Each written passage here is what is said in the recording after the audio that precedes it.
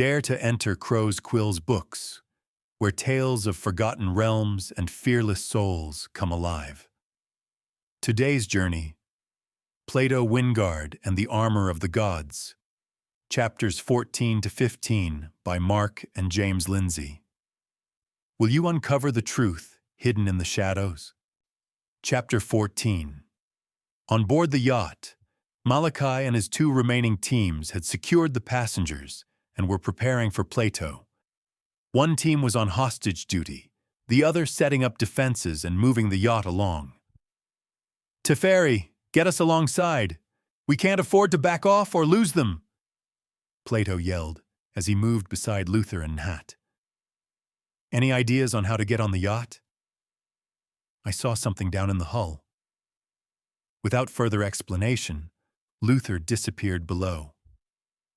"Whatever it is, I'm betting it explodes." Nat grinned. Teferi had pushed the picket hard, and smoke was now starting to drift out from below. "How are we going, Teferi?"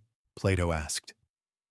"We'll get there, beyond that," Teferi said, and made a seesaw gesture with his hand. "As long as we reach the yacht, I don't care," Plato said. Under Malakai's orders, his men opened fire on the picket, splintered wood and shrapnel flying everywhere. Plato and Nhat tried to shield themselves from the debris. The picket was nearly on the yacht, its hull in tatters and smoke now bellowing from below decks. "Whatever you're planning, Luther, hurry up!" Plato yelled. From out of the bowels of the picket emerged a coughing Luther, holding a large plank. "This boat's falling apart. We have to board a moving ship with armed hostiles holding hostages, and your mystery plan is a plank," Nhat asked. "Coming from the man blowing up moving inflatables with his eyes closed, that means nothing at all," Luther said, and tapped his cheek with his palm. "What were you doing with your eyes shut?" Plato asked. "Focus, people," Teferi yelled, as the picket collided straight into the side of the yacht. Plato and Nhat opened fire onto the deck, trying not to hit friendlies. As they did this, Luther heaved the plank onto the deck of the yacht, connecting the two craft. And with a little run up, Luther was the first to bound aboard the luxury boat. Two militants rushed Luther with raised blades due to the close proximity of the assailants. Both sides had opted for close-quarter combat. Luther was able to parry the first blade, but the second figure dived low, driving his shoulder into Luther's midsection, sending them both to the ground. Plato followed close behind, pistol in one hand and his dagger in the other. Nhat covered Teferi as he moored the boats together. Malekai had removed his balaclava and was quickly scanning the hostages. His gaze eventually fell on a beautiful 16-year-old girl, blonde and blue-eyed. "Are you a virgin?" Malekai asked and pointed his pistol in her face. She stared dumbly, like a deer in the headlights. "Don't lie to me," Malekai said, and cocked the hammer back. Tears streamed down the girl's cheeks as she looked at her mum and dad. She nodded, sobs escaping her.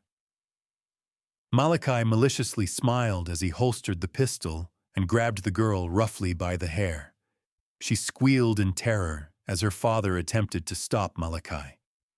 This earned him a blow to the head from one of the other soldiers. "Daddy's girl," Malekai purred as he pulled her away from her family. "If any of them decide to be a hero, you know what to do," Malekai ordered.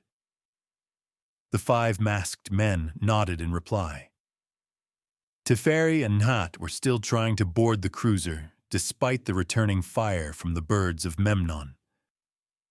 Luther was grappling with 2 knife-wielding soldiers on the upper deck. While this was taking place, Plato had moved slowly along the galleyway. Opposition had been light, each dispatched with single-shot efficiency and care, so as to avoid killing Malekai. His death would be savored. So where is the bastard? Plato thought. Just then, a familiar sound echoed in the distance. Chopper, Plato muttered. Looking out across the water, he could see a slate-gray, Russian-made My-8 approaching low. "They have an inbound asset approaching!" Plato yelled out as he continued along the deck. Hearing his partner's words, Luther grunted with exertion and gripped one of his assailants by the face, his thumb and forefinger sinking into the two eye sockets. The man shrieked as his hands flew to his ruined face.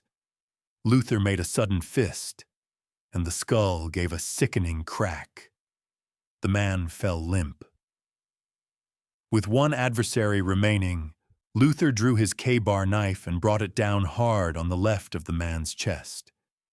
The knife easily penetrated the soft flesh and found the beating heart below. The fight instantly over.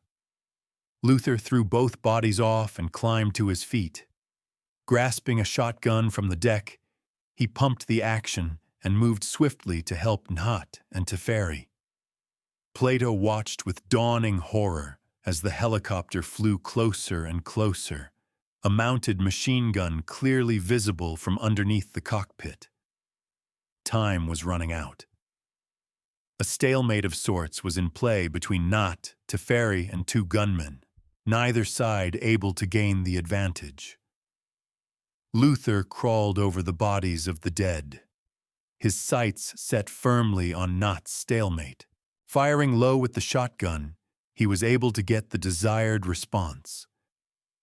The two gunmen jumped up and spun around to face their new threat, exposing their flank to the combined automatic fire of Teferi and Nhat. After dispatching the gunmen, they were quick to join the giant ex-marine on the deck of the cruiser. Luther scanned the horizon with a look of annoyance. "We have about 60 seconds before that beast is upon us," Luther warned. "Thoughts?" Teferi asked. "Get inside and help Plato," Luther said flatly. Plato was on the far side of the cruiser as he prepared to enter the lower cabin, an earlier recon informing him that the hostages were being held there. With pistol raised, he prepared to enter. Luther, Nhat, and Teferi were also planning the same thing on the opposite side. Inside the cabin, the hostages had been tied and made to lie face down. The quiet sound of sobbing and moaning could be heard as the 5-armed BOM members surveyed their area. Plato counted down from 10 quietly in his head, steeling himself for what lay beyond the door. 3, 2, 1. Both Plato and his teammates kicked their respective doors in, weapons raised, trigger fingers poised. The four of them were about to end lives when the windows of the lower deck cabin blew in as hundreds of rounds were unleashed inside. They hit the deck as glass and timber showered the area. The 5 gunmen were torn apart by the ferocity of the fire. Plato struggled to see through the smoke and haze. Luther and Teferi were in the same position as he was, but Nhat was lying on his side, wet with blood. He was still. The gunfire had now stopped, but the chopper was circling the cruiser. The cabin was a mess of glass, shredded timber, and blood, a lot of blood. The cries and wails of the hostages were overwhelming. "Everyone quiet! We're here to help you!" Plato yelled out, his authoritarian voice nearly cleansing the room of noise. Luther was on top of Nhat. The young man was deathly pale. "Is he?" Plato started. "He's alive, but he's taken a couple of hits. He needs medical help, ASAP," Luther replied. Teferi moved over to help the big man. "Where's Malekai?" Plato growled. No one answered. "A white man with one eye? Has anyone seen him?" Plato asked again. A blonde woman in her 40s, eyes red with tears, looked directly at Plato. "He has my daughter," she sobbed. "Which way?" What's her name? Plato asked. Judy, pointing to an exit. He took my baby that way. Her mouth trembled. Listen to my men, Plato announced, and took off in the direction of Malekai. Malekai dragged Judy towards the rear of the cruiser, one hand firmly on his pistol. Please let me go, I won't tell anyone about you, Judy pleaded. I'm not leaving this shit fight without at least one trophy, Malekai laughed. He was met by one of his soldiers near the exit. No one gets past you, Malekai ordered. The man nodded and produced a large knife as Malekai headed outside. Plato, desperate to catch his nemesis, exploded through the rear hallway. He was surprised by Malakai's final soldier, narrowly avoiding a slashing blow aimed at his throat. He threw himself back and rolled with the momentum. The soldier followed up with a kick to the midsection. Plato caught his foot and pulled the soldier with him. They grappled on the floor. Both men's blades flashed and parried. The soldier was the first to draw blood, whipping his blade across Plato's shoulder, grasping him in a bear hug. Plato brought his head back in a crushing headbutt, stunning the soldier. Plato repeated the action 2 more times until the struggling ceased. Malekai stood on the open deck, Judy under one arm and his pistol raised in the other. He was firing wildly at the circling helicopter. Those self-important shits, they think they can take me out, Malekai growled. His pistol empty, he dropped it to the ground. Reaching behind, he produced a 9mm Ingram Mac-10 with an extended magazine. With a cruel smile, he opened up on the helicopter's windshield. The rounds tore out the glass, killing the pilot instantly and completely destroying the cockpit. Smoke billowed out. The helicopter started to spiral out of control and plunged into the lake, the rotors breaking apart as they chopped into the water. Plato burst through the door, and Malekai turned and fired. The rounds went high. Then the gun clicked empty. Plato scowled and started to move slowly toward Malekai. Take another step and I'll break her neck, Malekai said calmly. Plato froze. You're bluffing, Plato challenged. I don't bluff, Malekai said, and readied his hands as if to carry out the deed. Judy started to cry again. You can't escape. Your men are all dead, and I'm the one man you've pissed off enough to kill you right now, Plato stated. Malekai shuffled back slowly until his back was at the railing. Not now, and not by you, Malekai said with certainty. You killed dozens of innocent people. But most importantly, you killed Bian. And I still don't understand why, Plato said. Of course you don't, but by the end you will, Malekai said, and without warning fell back over the railing with Judy still held tight in his arms. Judy's screams were short-lived before being cut off as they sank below the surface of the lake. No! Plato yelled as he rushed to the side of the boat. Peering frantically down, he watched helplessly as a black Caligari with a crew of 3 men scooped Malekai and his flailing hostage into the boat and then sped away. Malekai pointed his finger at Plato, mimicking a pistol, and pulled the trigger with his thumb, a cruel smile on his face. As he watched them speed away, Plato was joined by Luther. That son of a bitch, Luther muttered, then noticed the helicopter sinking below the water. Who were they? As if on cue, 2 figures emerged from the lake's surface, gasping and spluttering. Luther raised his pistol and trained it on the 2 men as they swam to the side of the cruiser. Well, if it isn't my 2 favorite guild members, Plato said, without a trace of mirth or warmth. Chapter 15. During the course of the past half hour, most of the crew of the cruiser had been killed, Malakai's men had been killed, and one of the hostages, a retired banker, had been executed. Added to that, Teferi's picket boat had gone up in flames, and the cruiser had received damage to the engine from the helicopter, rendering it almost useless. Plato and Luther had fished the two guild members from the lake and secured them near the ship's wheel.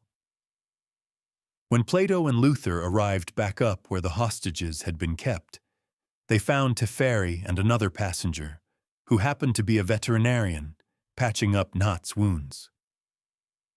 "Is he going to be all right?" Plato asked. "Your friend lost a bit of blood from the broken glass and wood, but the wounds he sustained are purely tissue damage. Nothing vital, although you should still get him to a hospital," the veterinarian said. "I can't thank you enough," Plato said.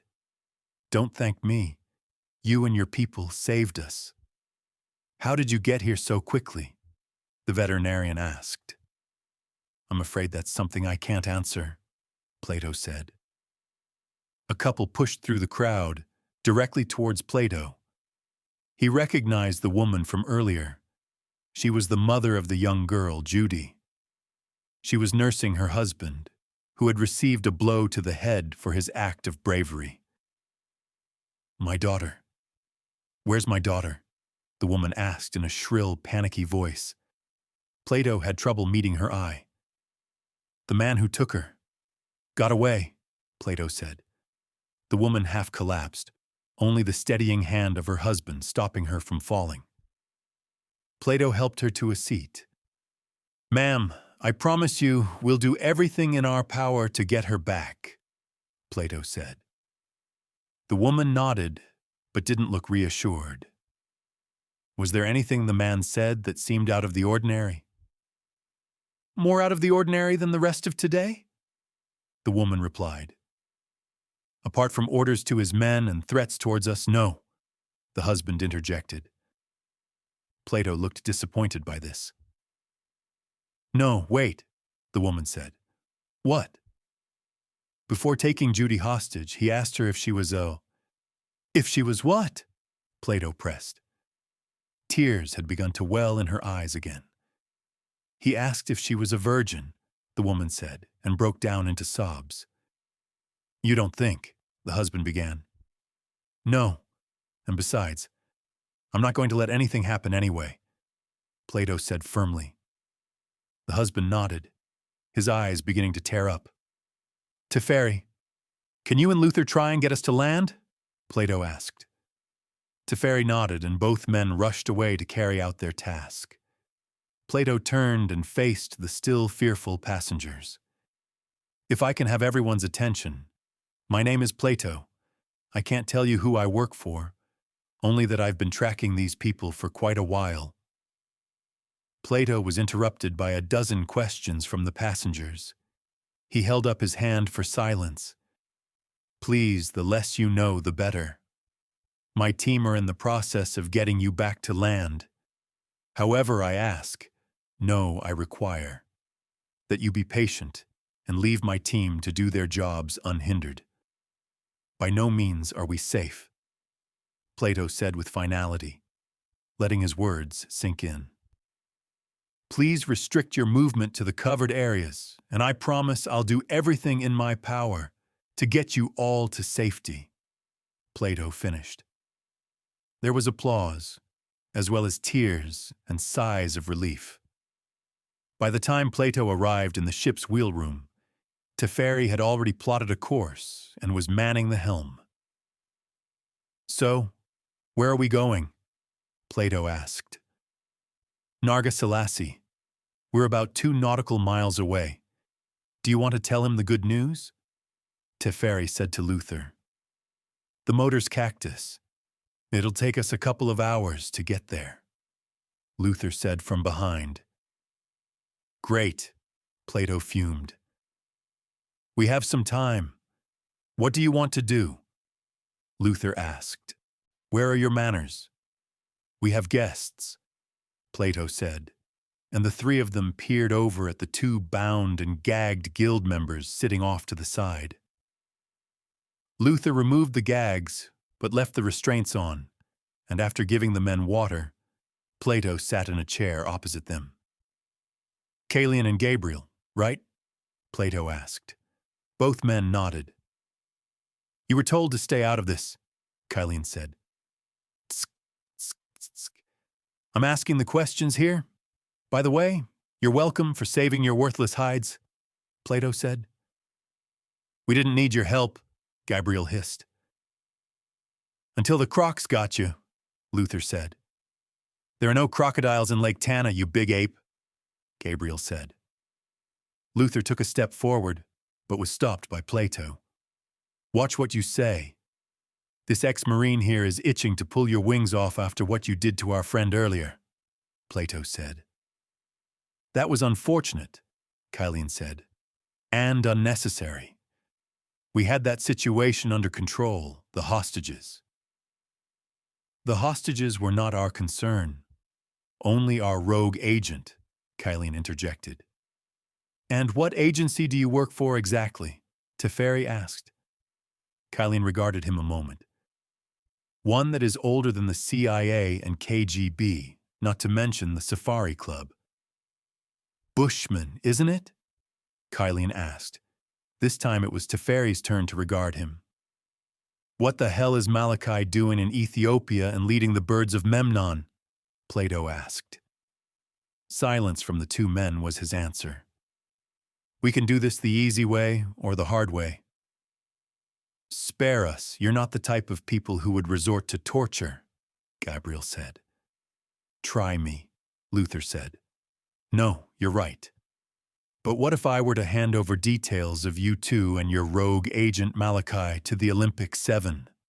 Plato said. Silence again, only this time it was short-lived. "You're bluffing. You don't know anyone in the 7, Caelian said. "Don't I? Are you and the guild willing to take that chance? Look, we have a common foe. What do you have to lose?" Plato asked. More silence. "If we do this, I'm only willing to answer questions that don't divulge or compromise guild matters," Caelian said. "Fair enough, for now." "Why Ethiopia?" Plato asked. "Because Malekai had nowhere else to go. Also, he had contacts in the region," Caelian said. "How did he get involved with the birds of Memnon?" Plato asked. "That's a little harder to explain," Caelian said. "Try me," Plato said. Caelian looked to Gabriel. There was a long pause. Then Caelian sighed. "A year ago, we were here looking for something." "Something?" Plato asked. Another long pause and a sigh. "It's referred to as the armor of the gods," Caelian said. They all looked at each other. "So you've heard of it?" "Heard only," Teferi said. "The armor of the gods was something we were investigating for the guild," Caelian said. "What exactly is this armor and why is it so important?" Luther asked. "The armor belonged to Memnon," Caelian said. "As in the birds of Memnon?" Plato said. "The same. King Memnon, son of Tithonus and Eos, died in single combat against Achilles, defending Troy, was carried home by his soldiers, who had turned into birds. He was favored by Zeus, who commissioned Hephaestus to forge him his armor," Caelian said. "Hepha who?" Luther asked. "Hephaestus, the god of blacksmiths, forged for Hercules and created Pandora's box," Plato said. "If the armor exists, why is it so important? Money?" Plato asked. Caelian smiled. "It exists. And no, the money is irrelevant," Caelian said. "Irrelevant? What are you saying? That the armor is blessed by the gods?" Plato scoffed. "Yes," Caelian said simply. "Bullshit," Luther countered. "The devil's best trick is to persuade you that he doesn't exist," Caelian said. "Baudelaire," Plato said with a smile. "You're an intriguing man, Mr. Wyngard. Soldier, pilot, and intellectual," Caelian said. Don't change the subject, Plato instructed. You saw firsthand the power of the jade cup, yet you find the possibility of Memnon's armor absurd? Why is that? Kylene asked. I believe that faith can move mountains. I believe in the individual, the power of belief. I'm not sure that I'm ready to believe in armor bestowed by the gods that gives its wearer invulnerability, Plato said. Can't have been that invulnerable he was killed, Luther said. To be fair, it was Achilles, and his armor was also crafted by Hephaestus, Kylene said smugly. Whatever, Luther replied. So what you're saying is, Malekai is after the armor so he can become invulnerable, Plato said skeptically. No, I'm saying that Malekai already has the armor, Kylene said, stone-faced. There was silence. When? Luther asked. 36 hours ago, Gabriel said. Then why wasn't he wearing it and going all Superman on us back there? Plato taunted. Because, Kylene replied, but refused to offer further insight. Because? He needs something else. The girls. Why does he need the girls? Plato asked. We don't know, Kylene replied. Do you know where he's heading now? Plato asked. I think we've answered enough of your questions, Gabriel replied, and as an afterthought, Kylene nodded in agreement. You two are some piece of work. Do you take any responsibility for what happened here today? Or for that matter, what has been happening lately? Plato asked. Silence and a glare from both of them was his only answer. Let me know when we're nearing land, Teferi, Plato asked, and taking one last look at his two captives, he stormed out. Hey, slow down, Luther called out as he ran after him. Plato was still angered by the flippant attitude of the two guild members. I should toss them over the side and let the crocodiles finish them off, Plato growled. There are no crocodiles in Lake Tana. The point is, we don't need them, Luther said. Plato nodded as they entered the lower deck and was happy to see Nhat conscious and sitting up. I'm glad to see you looking better. You gave us quite a scare, Plato said. Not me, brother, Luther said. Hey, I was shot, you know, Nhat said weakly. Pfft, you got a little bit cut by falling glass, Luther said. You're such an asshole, Nhat said. Just an excuse to take a nap and get out of more work, Luther said with a grin. Nhat gave Plato a would you do something about him look. Only Plato was grinning as well. Just for that, I'm going to sit here and do nothing, Nhat muttered. Good. I think we can manage without you for a while, Plato said.